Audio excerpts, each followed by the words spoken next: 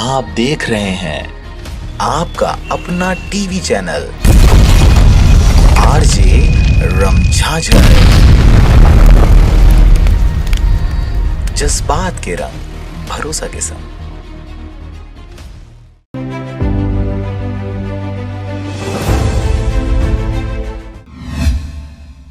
नमस्कार, आप देख रहे हैं आरजे रमझाझर और मैं हूं पुखराज सिंह। शासकीय भूमि पर अवैध बीजा कब्जा व प्लाटिंग कर बेचने को रोकने के लिए ग्रामीणों ने कलेक्टर को ज्ञापन सौंपा है। क्या है पूरा मामला, देखिए इस रिपोर्ट में।